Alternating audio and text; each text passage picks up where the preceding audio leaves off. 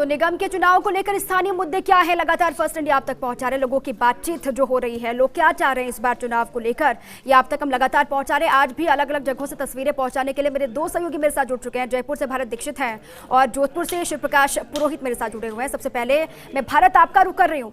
आज नाम वापसी कल जो हुई उसके बाद जो चुनाव चिन्ह है उनका आवंटन किया गया, लेकिन लगातार लोगों की बात हम दर्शकों तक पहुंचा रहे हैं। लोग वो जयपुर के हो, कोटा के हो या फिर जोधपुर के हो, लगातार यही कह रहे हैं कि उनको बदलाव चाहिए। आज आपने लगातार सुबह से लेकर अभी तक बात की आम लोगों से जयपुर के, वो क्या कुछ कह रहे हैं, इस बार किस तरीके का परिवर्तन वो नए पार्षद से चाहते हैं।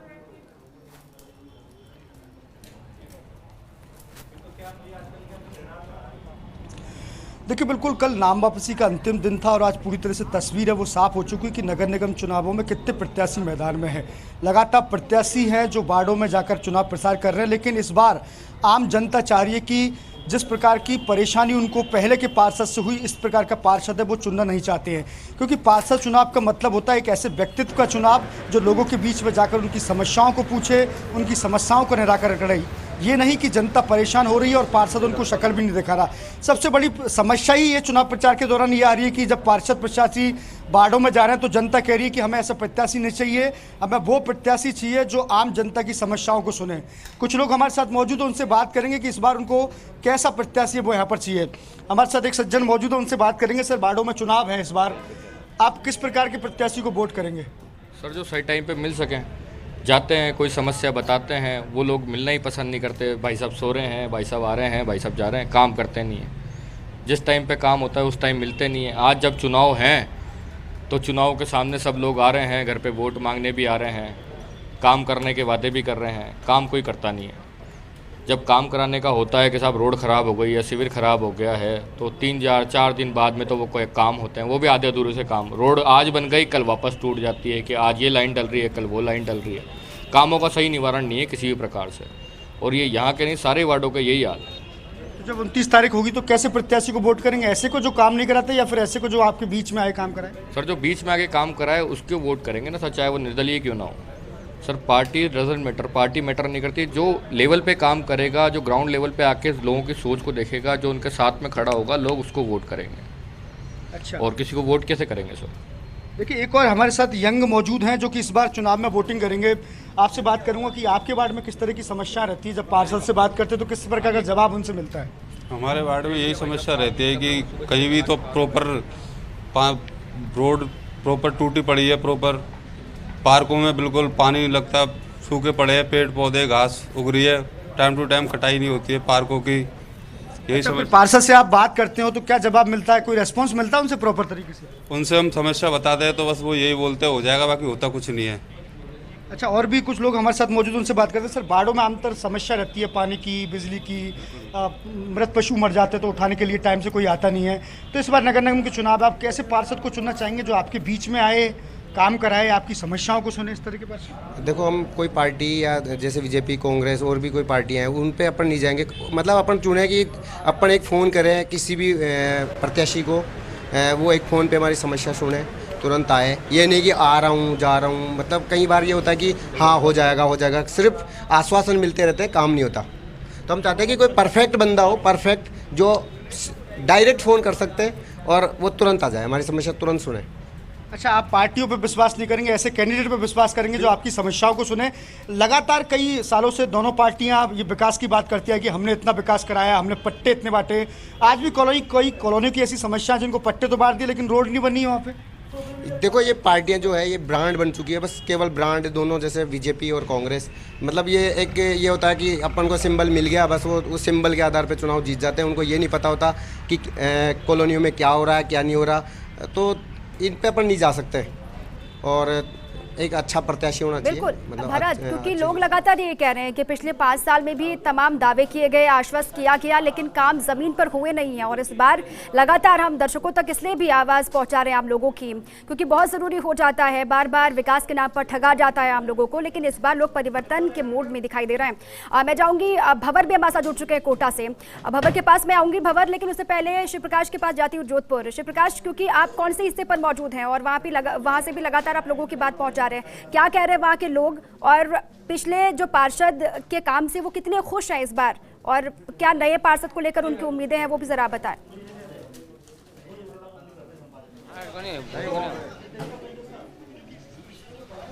जी मैं बताना चाहूँगा, अगर बात की जाए जोधपुर की, तो जोधपुर में भी लगातार लोग जो हैं अभी भी मूलभूत समस्याओं को जूझ रहे हैं। कई इलाके ऐसे हैं जहां अभी भी सड़क, सीवरेज, लाइट जैसी बेसिक समस्याएं हैं जिसको लेकर के लोगों में अभी भी जो है मांग रहती है, और इन चुनाव में भी यही मुद्दा रहने वाला है।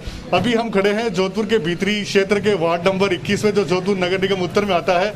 यह पूर्व मुख्यमंत्री जयनारायण व्यास का जो है क्षेत्र भी रहा है, उन्होंने भी यहाँ से जो चुनाव लड़ा था, इसलिए काफ़ी महत्वपूर्ण है ये क्षेत्र। सबसे पहले तो हम यहाँ जो है इस बार चुनाव लड़ रहे हैं उनसे हम बात करेंगे कि आप किन मुद्दों को लेकर के जनता के बीच जाएंगे, क्योंकि काफी समस्याएं हैं लोगों की यहाँ। शिव प्रकाश, जो वहाँ पर आम लोग हैं, क्योंकि प्रत्याशी लगातार, हम बार बार आपसे ये कह रहे हैं कि जो प्रत्याशी हैं वो तो ताल ठोक रहे हैं, वो लगातार दावा कर रहे हैं कि लोगों के हित में वो काम करेंगे, लेकिन जो आम लोग हैं उनकी बात हम चाहते हैं कि दर्शकों तक पहुंचे। जो आम लोग हैं उनसे बात कीजिए और उनसे पूछिए कि आखिर इस बार वो क्या उम्मीदें लेकर चुनाव में उतरेंगे, किस उम्मीद के साथ वो वोट करेंगे और क्या वो चाहते हैं कि विकास के कार्य हो उनके इलाके में। आम लोगों से बात कीजिए।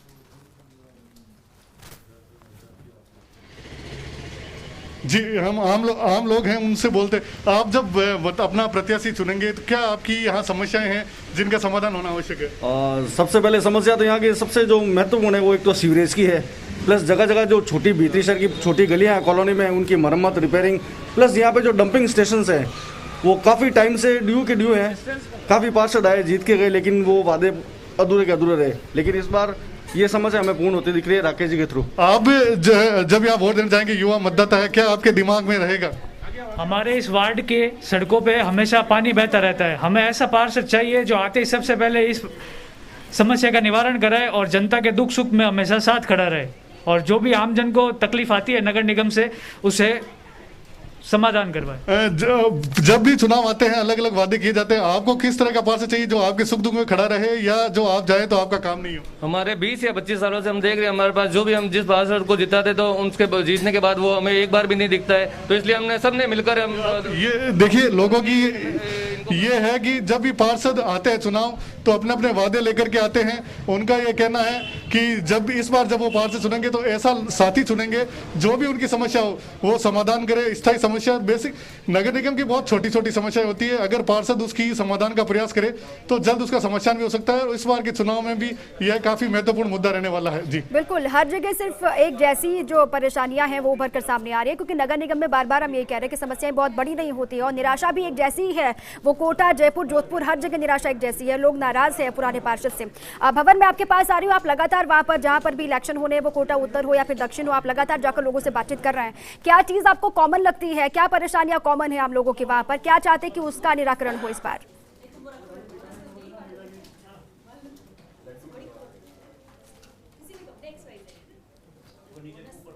भंवर, आवाज पहुंच रही है आप तक? चलिए ठीक है, कोटा में जाऊंगी, उन तक आवाज नहीं पहुंच पा रही है। लेकिन भारत मेरे साथ लगातार जयपुर से बने हुए हैं। भारत, आप भी लगातार लोगों से बातचीत कर रहे हैं, अलग अलग हिस्से में, वो हेरिटेज हो या फिर अलग अलग हिस्से ग्रेटर हो, वहां पर भी लोगों से बातचीत कर रहे हैं। लेकिन क्या चीज कॉमन आपको दिखाई देती है? लोगों को किन चीजों को लेकर समस्याएं हैं, बेसिकली क्या वो चाहते हैं?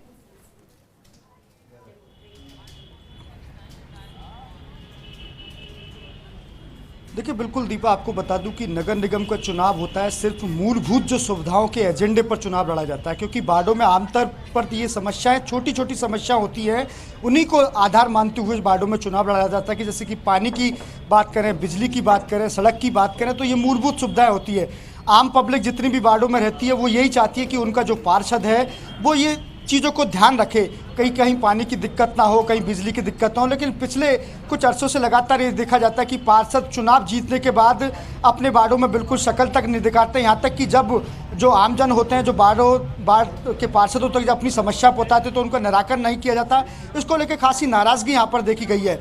बात करें चाहे बोर्ड किसी का भी रहा हो, अब आप देख लीजिए कि इस वक्त हम मौजूद है मानसरोवर के एक चाय की थड़ी पर यहाँ मौजूद है। यहाँ पे विभिन्न जगहों से कई यूथ आकर बैठे जिन्होंने अभी बात की, तो उसमें ये भी बताया कि हम पार्टी के कैंडिडेट पे नहीं जाएंगे, ना ही निर्दलीय पे जाएंगे। हम ऐसे व्यक्तित्व का चुनाव करेंगे जो हमारी समस्याओं को उठाए। हमारे एक फ़ोन पर हमारी एक आवाज़ पे हमारे बीच में यहाँ पर पहुंचे। तो ऐसे व्यक्तित्व का चुनाव है इस बार, आम जनता करने जा रही है। 2 चरणों में यहाँ पर नगर निगम के चुनाव होंगे। पहले चरण में हेरिटेज होंगे। हेरिटेज की बात करें तो हेरिटेज के वार्डों में भी हम गए थे, वहाँ भी आमतौर पर इस प्रकार की समस्या आती है कि हेरिटेज में थोड़ा सा पार्किंग समस्या बहुत ज़्यादा आती है, इससे भी खासे परेशान है वहाँ के लोग। उसके साथ साथ जितने भी आवारा पशु हैं, पिछली बार भी एक फॉरनर्स की यहाँ पर आवारा पशु की टक्कर चलते मौत हो गई थी। इसको लेकर भी विश्व पटल में जयपुर की धरोहर की खासी छवि यहाँ पर खराब हुई थी। तो इस बार आम लोग जनता ये नहीं चाहती कि विश्व धरोहर की छवि खराब हो, हेरिटेज की छवि खराब हो। पहली बार हेरिटेज नगर निगम बना है और ऐसे में पहली मर्तबा चुनाव यहाँ पर हो रहे हैं। 29 तारीख को चुनाव होंगे, तो ऐसे में ऐसे कैंडिडेट का चुनाव किया जाएगा। लोग तो ये चाहते हैं ना कि ऐसा प्रत्याशी हो या फिर उनके लिए ऐसा प्रतिनिधि उभर कर सामने आए जो उनकी बात सुने, ऐसा व्यक्तित्व हो जो सभी की समस्याओं का निराकरण करे। लेकिन दुर्भाग्य से ऐसा मिलता है नहीं, क्योंकि इतिहास गवाह है जब भी चुनाव खत्म होते हैं उसके बाद जो प्रतिनिधि हैं या फिर जो जनता की बात सुनने का दावा करते चुनाव से पहले, वो चुनाव के बाद गायब हो जाते हैं। कोटा में जाऊंगी, भंवर जुड़ चुके हैं। भंवर, वहां से मैं आपसे सवाल ये पूछ रही थी कि आप लगातार लोगों से बातचीत कर रहे हैं, अलग अलग हिस्सों में, कोटा, उत्तर, दक्षिण, आप लगातार लोगों की बात पहुंचा रहे हैं।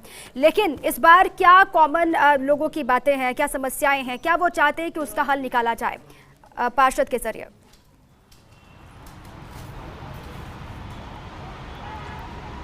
देखिए, नगर निगम के चुनाव में आधारभूत जो सुविधाएं हैं, नाली, पटान, सड़क, बिजली, पानी, ये तो खैर है ही है, लेकिन इसके साथ ही साथ कोटा में, चूंकि कोटा ऐसा शहर है देश का जो कि तेज़ी से तरक्की की तरफ बढ़ रहा है, इस शहर को कोचिंग सिटी कहा जाता है, तो विकास कोटा में एक बड़ा मुद्दा है। लेकिन इसके अलावा कोटा की जनता क्या सोचती है, आज मैं कोटा के प्रमुख चौराहा एरोड्राम सर्किल पर यहाँ के कुछ लोगों के साथ मौजूद हूँ और लोगों की जुबानी आपको ये बताने की कोशिश करता हूँ कि क्या कुछ कोटा के लोगों के मन में इस चुनाव को लेकर के है। नगर निगम का चुनाव आ गया है, तो कोटा शहर के आपके क्या मुद्दे हैं इस बार? कोटा की अर्थव्यवस्था रोज कोचिंग पे टिकी हुई है, जो कि किसी भी उद्योग से अधिक रोजगार उत्पन्न कराती है और एक औद्योगिक क्षेत्र का एक बहुत बड़े एरिया में कोचिंग बिल्डिंग है और हॉस्टल का निर्माण हो चुका है, जिसको कि सरकार को रेगुलाइज करना चाहिए। ऐसी सरकार आए, ऐसी हमारी इच्छा है। और क्या मुद्दे हैं? कारोबारियों के, व्यापारियों के क्या इश्यूज़ हैं? बाजार की इन दिनों कोरोना के चलते हालत बहुत पतली है। बाजार की हालत तो पिछले आप समझिए साल या 1.5 साल से ख़राब चल रही है। उम्मीद है कुछ सुधरे, लेकिन अभी तक तो बाज़ार में उठाव आया नहीं है। नगर निगम से ये चुनाव में हम ये उम्मीद करते हैं कि जो मकानों में दुकानें हैं उनका कन्वर्जन कराया जाए, जो लैंड रिको की है या नगर निगम के तहत जा रही है उसको कन्वर्ट करवाया जाए, ताकि आर्थिक स्थिति कोटा की सुधरे। स्मार्ट सिटी बनने का बहुत पुराना वादा था कोटा से, कितना पूरा हुआ? ऐसा साहब, स्मार्ट सिटी के लिए कोटा में काम जरूर इन्होंने चालू किया है, लेकिन जो फ्लाईओवर्स और अंडरपास जो बना रहे हैं झालावाड़ रोड पर, करीबन 5 किलोमीटर के रास्ते में एक साथ काम चालू कर दिया है। स्लिप लेन का कोई प्रावधान नहीं है, ठेकेदार ने स्लिप लेन बना नहीं रखी है और सब जगह खोद के मट्टियाँ साइड में डाल दी, पत्थर डाल दिए हैं। व्यापारी स्कूटर, कारें, रोज एक्सीडेंट हो रहे हैं, रोज एक दूसरे से भिड़ रहे हैं। उसके बाद जो नीचे जो अंडरपास बना रहा है उसका जो पानी है, उस पानी को भी उसी जो साइड में जो टूटी हुई सड़क है उस पर डाल देता है। अब लोग घर जा रहे हैं, एक एक बिट पानी रोड पे भरा हुआ है स्कूटर। तो ये कुछ कोटा की समस्याएं, लेकिन सर इस बार पहली बार डबल नगर निगम के लिए वोट होने जा रहा है। ये डबल नगर निगम आपको क्या लगता है, कुछ डबल तरक्की लेकर के आएगा या फिर आपको इससे नाउमीदी है? ये इस मामले में जितने ज़्यादा मतलब डबल बोर्ड है तो ज़्यादा अच्छा है, ज़्यादा विकास होना चाहिए। और चूंकि स्मार्ट सिटी है, स्मार्ट सिटी के हिसाब से इसको दोनों बोर्ड को मिलकर ऐसा काम करना चाहिए जिससे शहर हरा भरा हो, साफ सुथरा हो, ऐसा मेरा मानना है। चलिए, कुछ और लोग भी हैं, उनसे भी कमेंट लेने की कोशिश करते हैं। आपको क्या लगता है, ये जो इतनी शहर में इतने जो काम चल रहे हैं फिलहाल विकास के, कहा जा रहा है कि इसके बाद तो बिल्कुल एक नया कोटा बन जाएगा, तो क्या इसकी उम्मीद आपको है या फिर फिलहाल जो तकलीफें हो रही है वो ज़्यादा असरकारक? नहीं, ये बात सही है कि 1.5-2 साल में जो है ये कोटा सुंदर हो जाएगा, लेकिन उसके लिए जो है काम कर रहे हैं। जो साइड में स्लिप लेन का प्रावधान है वो स्लिप लेन बनानी चाहिए ताकि पब्लिक को दिक्कत नहीं हो। पब्लिक तो आपके साथ है, आपने दिक्कत नहीं होनी चाहिए। पब्लिक के मन में क्या है, पार्षद चुनने का वक्त आ गया है। पब्लिक के मन में तो ये है कि सेवाभावी लोग हमें, ईमानदार लोग हमें, और जो ताकि लोग जो है उनसे उनकी जो काम है, अपेक्षाएं, उनको जन अपेक्षाओं को पूरा करें। लोग तो ये, जनता तो यही चाहती है, बाकी तो फिर देखो। आमतौर पर आपका क्या एक्सपीरियंस होता है, एक बार जीतने के बाद लोगों की शिकायत होती है कि पार्षद मिलता नहीं है? बिल्कुल नहीं मिलते हैं, सब अपना अपना मतलब सिद्ध करते हैं, सब अपना अपना काम करते हैं, कोई नहीं मिलते। जनता को कोई 5 साल तक कोई नहीं पूछता है। तो इस बार बहुत से कैंडिडेट आएंगे, बहुत से वादों के साथ आएंगे, बहुत से एजेंडों के साथ आएंगे, फिर आप सिलेक्शन का आपका क्या, कैसे, किस पैरामीटर के आधार पर तय करेंगे? ये सब चीज़ें डिपेंड करती है कि कौन से वार्ड में किस तरह के लोग हैं, वो पर्टिकुलर मैन टू मैन।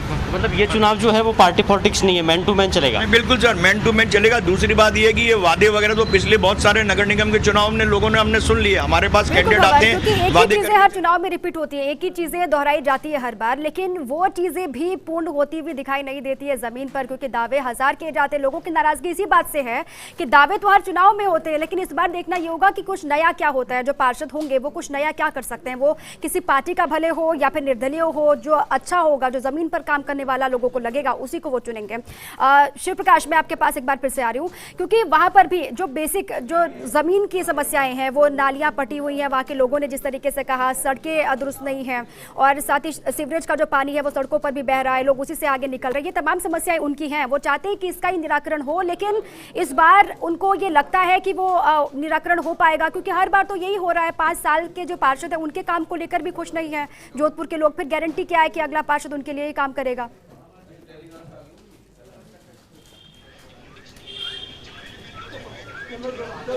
जी, निश्चित रूप से अगर जोधपुर की बात की जाए तो जोधपुर में चाहे किसी का भी क्षेत्र हो, पिछली बार जब 65 वार्ड थे और इस बार 160 वार्ड हुए हैं, 2 नगर निगम के लिए चुनाव हो रहे हैं, वार्डों का सीमांकन जरूर छोटा कर दिया गया है। लेकिन सबसे बड़ी समस्या है जब चुनाव आते हैं, चाहे कोई भी राजनीतिक पार्टी हो, वो उनके प्रत्याशी होते हैं, उनके अपने अपने दावे होते हैं, अपने अपने वादे होते हैं, और वो उन वादों के साथ चुनाव में जाते हैं। लेकिन जब चुनाव खत्म हो जाते हैं तो जो भी प्रत्याशी होता है वह अधिकांश ऐसी बात आती है कि वो लोगों से नहीं मिलते हैं। इस बार भी इसी तरह की लोगों की जो है जब समस्याएं हैं, तो लोग जब वोट देने जाएंगे, आप क्या चाहते हैं कि किस तरह का आपका पार्षद हो, क्योंकि हर बार चुनाव आते हैं, वादे किए जाते हैं, तो क्या लगता है आपको? हम ये चाहते हैं, वार्ड के मतदाता होने के नाते वार्ड की जो प्राथमिक समस्याएं हैं, जैसे सीवर लाइन है, जैसे रोड की समस्या है, ये प्राथमिक समस्या है, इनसे निजात हमको जो दिलाए, इस प्रकार का पार्षद की हम उम्मीद करते हैं।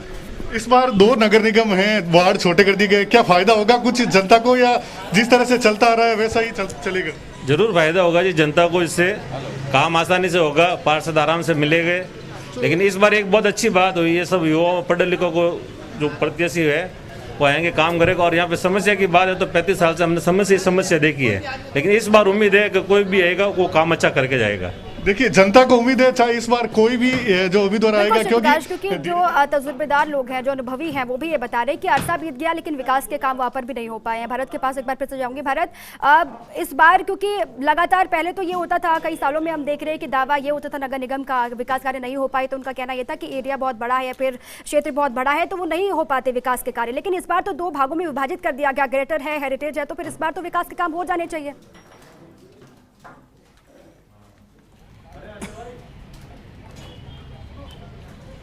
देखिए, बिल्कुल इस बार 2 नगर निगम हो चुके हैं। ग्रेटर और हेरिटेज की बात करें तो निश्चित रूप से जिस प्रकार से दोनों ही पार्टियां कह रही है कि इस बार विकास के काम होंगे, और उसी के साथ विकास के कामों के साथ ही जो बाड़ों के प्रत्याशी हैं अब बाड़ों में प्रचार के लिए निकल चुके हैं, और बिल्कुल विकास की जो गंगा के बहाने के वादे हैं वो यहाँ पर किए जा रहे हैं फिलहाल।